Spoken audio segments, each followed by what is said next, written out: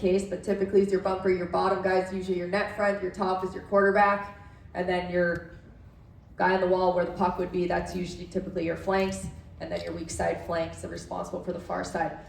What's critical about this picture is understanding the PK. And we just talked about the PK and the study and pressure and the mentality we're dealing with.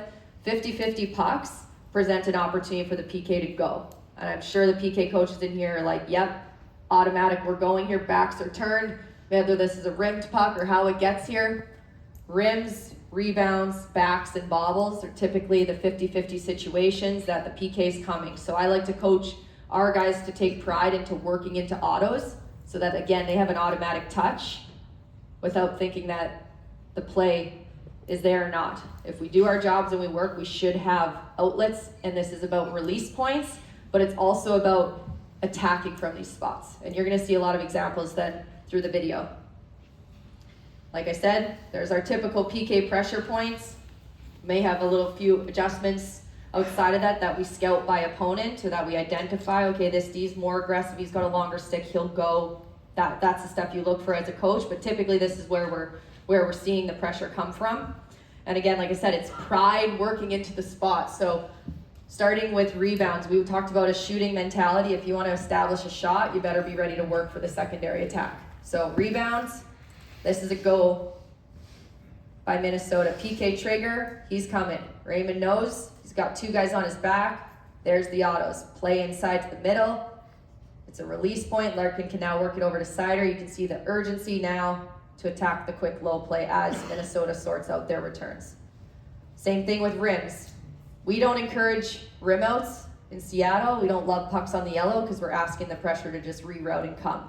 It's not to say that we don't use it as a release point when you have to rim it, but again, like, you got to be prepared to work to support across the rink. And so these autos work on the strong side and work all the way across the rink. So this puck's going to be rimmed out here. Vegas is in yellow, Nashville's in white. You can see again, automatic, they're coming. Now he anticipates, knows his back's turned. He's got auto support, not an automatic play, but he finds his outlet.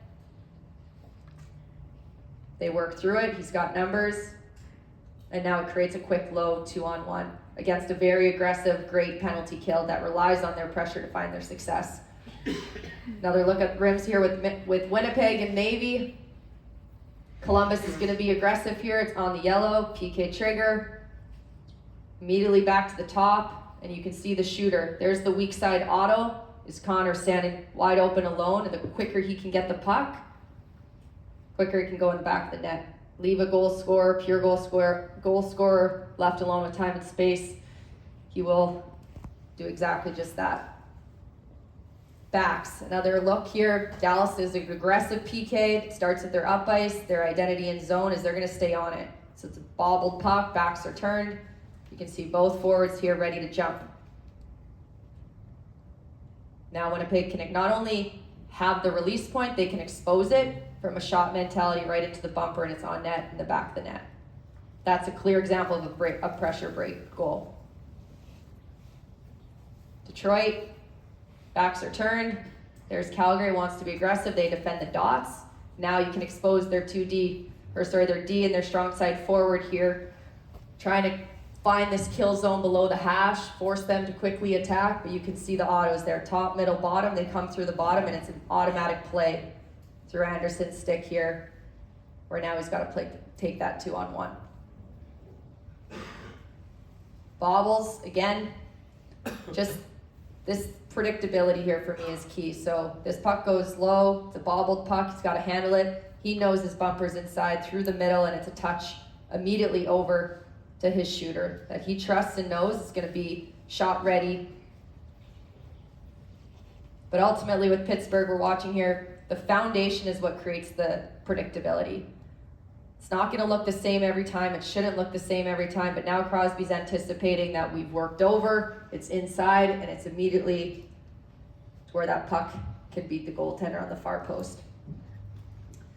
Okay, so how to build this now into more frameworks. Face-offs are a key element. Well, obviously, one, to winning possession. Nobody wants to go down the rink and break it out. That's where we have success to start.